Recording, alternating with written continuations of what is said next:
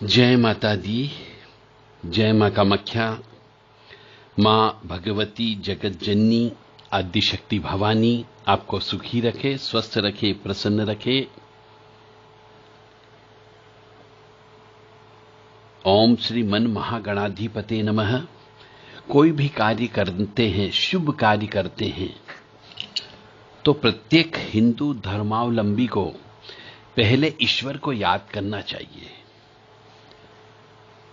Office जाते समय भी रास्ते में यदि कोई मंदिर पड़ता हो तो एक मंदिर में फिक्स करके रोजाना दर्शन करने अवश्य जाइए।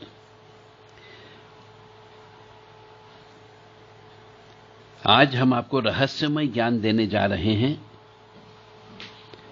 कि घर के अंदर किसी भी व्यक्ति की मृत्यु के बाद में जो उसके फूल चुन करके लाते हैं, हड्डियां, उनको घर के अंदर क्यों नहीं रखा जाता है।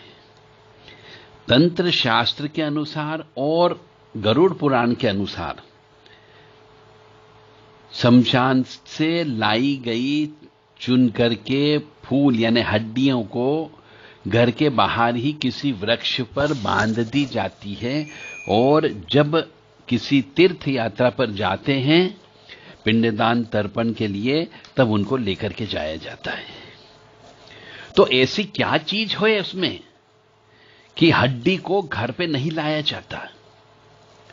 इसका अर्थ यह हुआ कि हड्डी यदि किसी के घर में आ जाती है तो शमशान की कोई न कोई शक्ति घर में आ जाती है।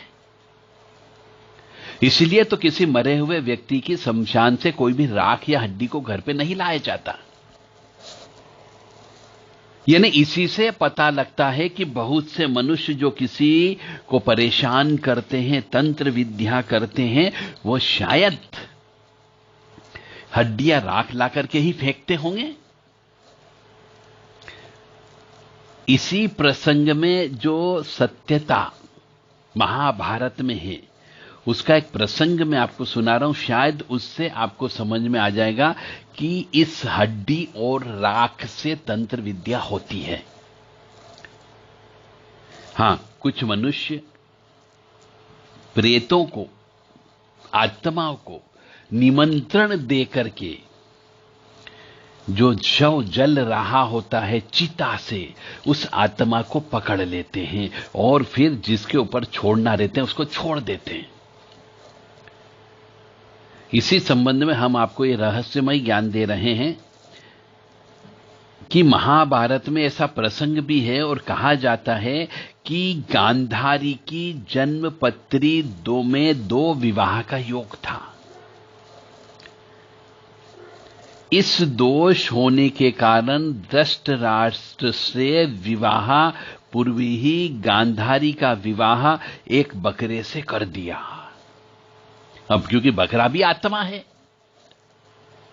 जैसे हमारे यहां भी बोला जाता है, ज्योतिष शास्त्र के अंदर बहुत से ज्योतिषाचार्य कहते हैं कि साहब दो विवाह के योग हैं, विवाह टूटने की संभावना है, तो पहले आप घट विवाह कर लो, पीपल से विवाह करवा दो, शालीग्राम जी से विवाह करवा दो।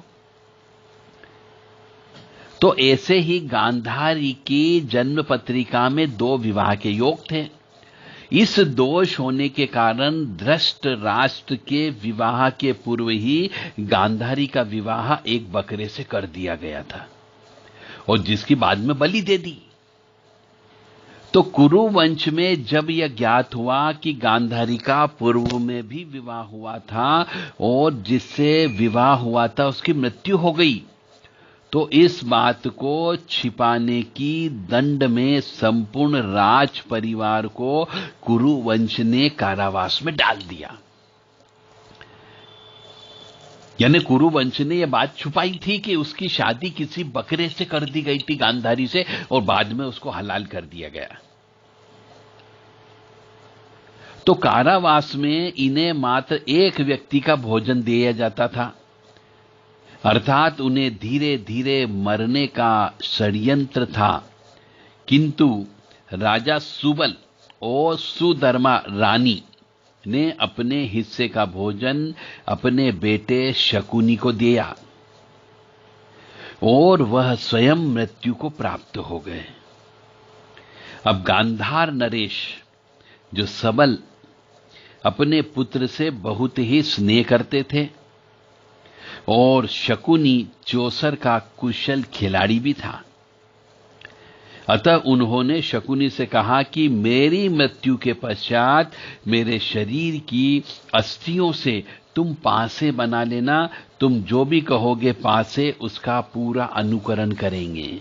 यानी इसका अर्थ यहां पे ये होता है कि किसी मनुष्य के मरने के बाद में उसको जलाने के बाद जो उसकी हड्डियां बचती है, उस हड्डी से यदि हड्डी की माला बना ली जाए या पासे बना लिए जाए या उससे कोई भी सिद्ध कर लिया जाए तो वो आत्मा जैसा बोलते हैं वैसा करती है। यह महाभारत में लिखा हुआ है। तो कहते हैं कि शकुनी ने अपने पिता की मृत्यु के पश्चात उनके शरीर की अस्थियों से पासों का निर्माण किया जिसमें उसके पिता की आत्मा रहती थी।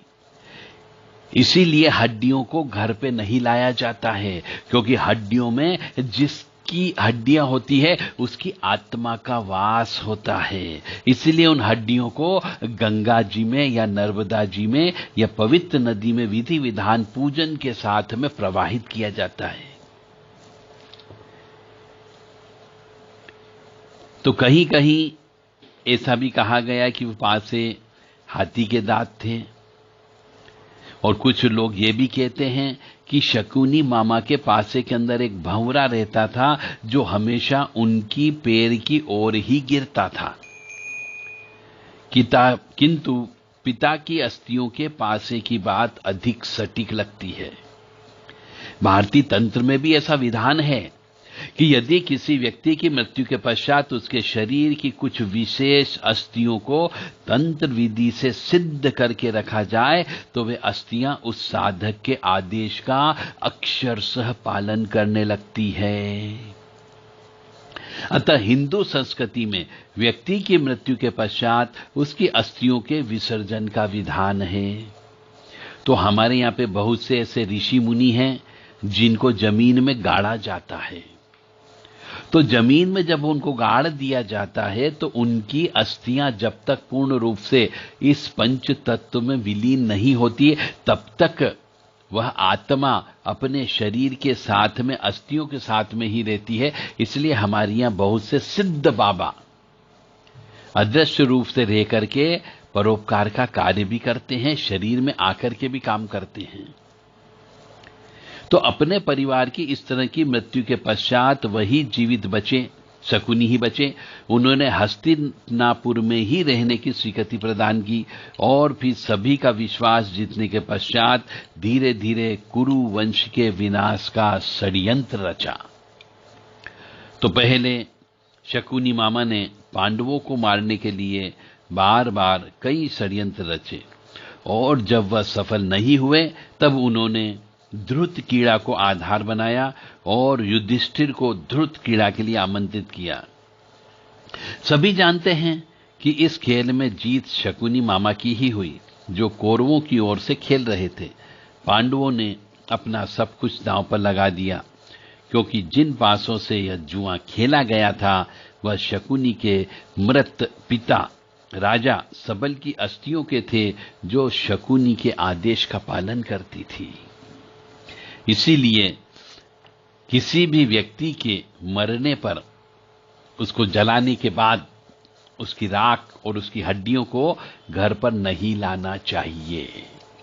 यदि घर पर लेकर के आ जाते, घर में रख लेते हैं तो उस व्यक्ति की आत्मा घर में ही वास करती है, उसका पुनर्जन्म नहीं होता है और वही व्यक्ति उस परिवार वालों को बाद में धीरे धीरे कष्ट देने लगता है।